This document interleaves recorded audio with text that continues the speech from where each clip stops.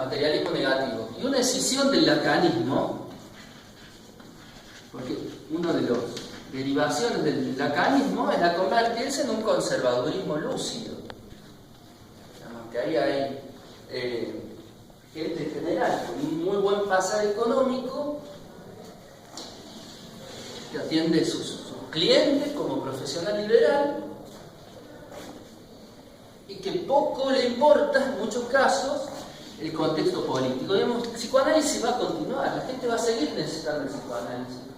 Y hay una preocupación extrema en la singularidad, razonablemente, ¿no? O sea, de lo que se trata es de eso, de tejer esa experiencia analítica. Pero claro, ¿qué pasa cuando ese afán por la clínica desplaza a la política? Entonces, una forma de decisión en relación a eso es pensar en esto que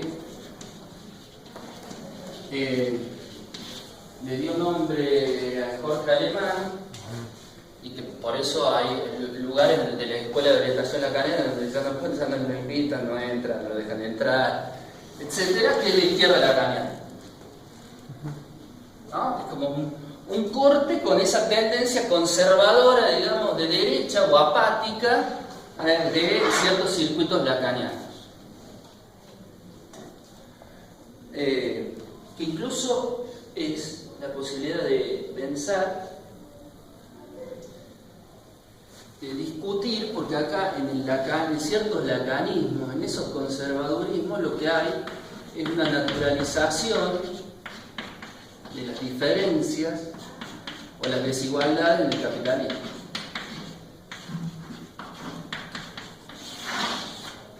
Creo que sí, la diferencia es un concepto así lacaniano muy fuerte y bueno, se llega a naturalizar, digamos, prácticamente como si fuese necesario eso y como si correspondiese a una estructura que no va a poder ser cambiada como es la del capitalismo, un orden capitalista que no se puede discutir. Entonces, eso es lo que viene a discutir la izquierda lacaniana. Yo recuerdo allá en Córdoba, en la Escuela de Orientación Lacaniana, cuando se presentó el libro de Jorge Alemán para una izquierda lacaniana, un analista se levantó en un momento un poco molesto y dijo: bueno, pero si Lacan votaba de Gaulle, ¿cómo va a ser de izquierda?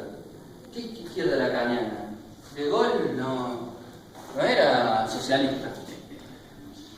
Pero de vuelta, acá, la actitud epistemológica esta de la escisión lleva a correrse de esa imagen de Lacan, porque es una imagen que Lacan votaba de Gaulle, pero a nosotros nos interesa la construcción simbólica, el sentido, corrernos de lo que es la imagen de Lacan para pensar en lo que Lacan lega, es legado de Lacan para transformar la realidad o cambiar la realidad. Yo no hice tanto cambio, ¿viste? Porque bueno, hay que reapropiarse también. El momento, ¿no? Falta. Entonces, para ir concluyendo, ¿cuáles serían algunas contribuciones? Y acá voy a plantear simplemente ejes, que son líneas de trabajo, digamos, de investigación,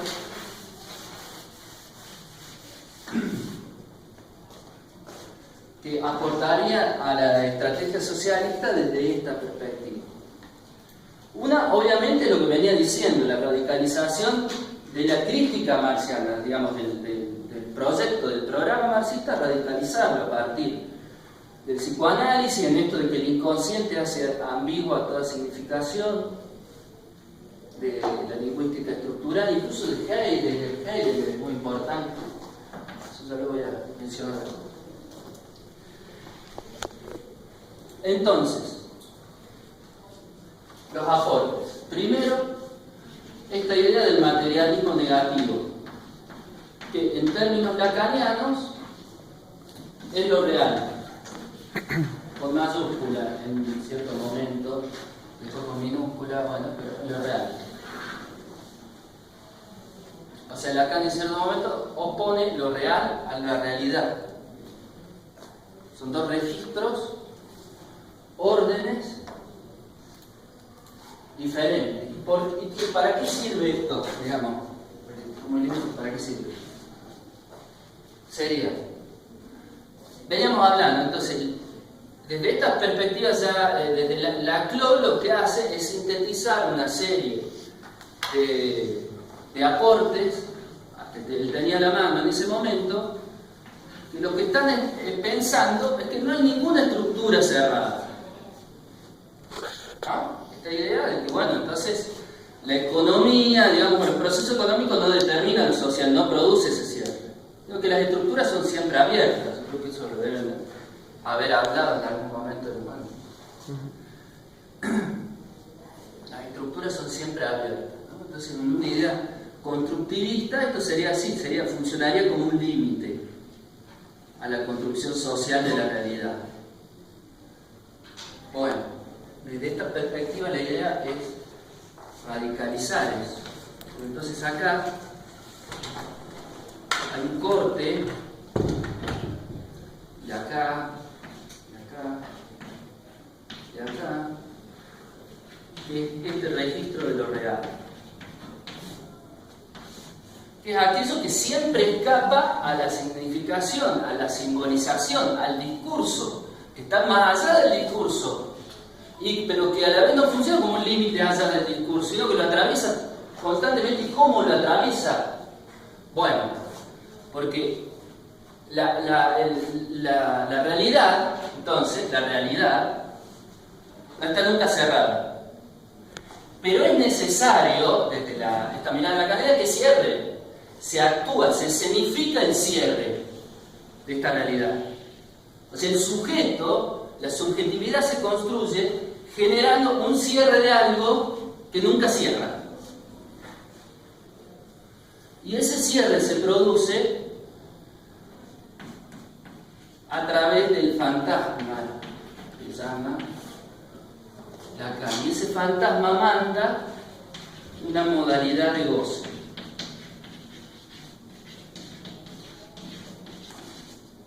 Yo instituyo la sociedad nacional socialista, ¿no? Entonces, esa sociedad tiene que cerrar.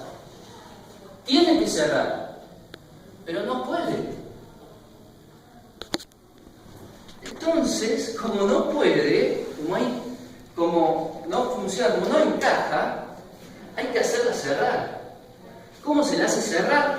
A través del fantasma, que es una construcción que manda a una modalidad de goce. ¿Cuál puede ser una modalidad de goce? El exterminio del judío. La exclusión total de algo que se identifica ahí como lo que distorsiona el cierre. ¿Se entiende? Como que lo que impide que esa sociedad adquiera una plenitud, una totalidad. Se trata eso de llevar al acto en estos regímenes totalitarios, del cual el neoliberalismo tiene bastante. Entonces, como tiene que cerrar y como se significa que cierra, evidentemente no cierra, y bueno, se identifica ahí al culpable de esa distorsión. ¿No? Uno podría pensar en el negro, ¿no? El negro que toma cerveza en la esquina, el que vive, el planero, ¿no? Que le impide al taxista el goce pleno, ¿no? Que haya una sociedad plena. El planero le jode la vida al taxero. No sé si para el planero el taxista es jodido, pero bueno, recuerdo en una investigación del grupo de Eugenia Boito, hablaba con Gabriel Giannone en cierto momento, sí. Sobre eso. Ellos iban a estudiar en una ciudad-barrio en Córdoba con esta sociología de los cuerpos y las emociones, y lo que advertían, lo que ellos se sorprendían es que la gente de esa misma ciudad-barrio decía: pero allá están los negros tomando cerveza en la plaza. Y claro, el goce no pertenece solo a una clase, esto atraviesa la clase. Incluso desde acá, desde esta perspectiva, más que hablar de clase, uno puede hablar de posiciones frente al goce y de diferentes modalidades. Y el goce no en sentido de placer, no es igual al placer. El goce es algo que satisface pulsiones inconscientes, pero que puede ser experimentado como un sufrimiento a nivel consciente. Entonces es algo que nos empuja a hacer algo que no nos gusta, que nos hace mal,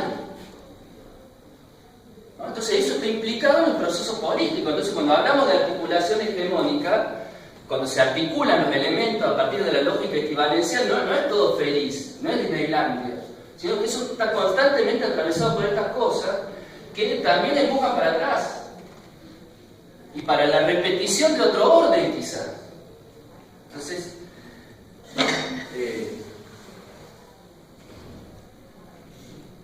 bueno, y por último, porque si no se hace muy largo, y ya me excedí me parece, es pensar, el otro aporte importante, hay otros que quería mencionar, pero el otro aporte importante es lo del discurso capitalista. Esto permite, y no discurso en el sentido de la porque acá discurso en un sentido más lacaniano tiene que ver con la clínica. Entonces uno siempre tendría que hablar discurso del capitalista. No hay un discurso universal, es siempre en el cuerpo, es siempre con una modalidad de goce, es siempre desde lo íntimo y desde lo político, ¿no? Porque hay una noción acá que es clave, que es la de extimidad. Esto permite también pensar la ideología de otro modo, a lo que es exterior e íntimo a la vez. Entonces, hablar de discurso capitalista nos permite pensar en una estructura abierta en algún punto, pero que cierra de determinada forma. Esto se puede vincular, por ejemplo, al neoliberalismo, y que no es igual al modo de producción, es otra cosa. Y por ende, digamos, la estrategia para la lucha política contra esto debe ser pensada también de otro modo, no con las mismas herramientas. Por ejemplo, un modo posible es pensar en el populismo como residuo de esto, como algo que esto no puede digerir, no puede meter en su circuito, el discurso capitalista, y que entonces todo lo que queda afuera lo nombra como populismo. Hay un autor italiano, Marco de Ramo, que dice que en realidad el nombre populismo en Europa es una operación política, es la forma de unir al extremismo fascista con el extremismo comunista, diciendo populismo. Entonces, vos tenés un sistema neoliberal por parte del Partido Conservador y por la socialdemocracia, y todo lo que sale de eso es capturado por el populismo. El populismo es alguna de las dos. O es fascista, o es comunista, pero es extremista, en cualquier caso.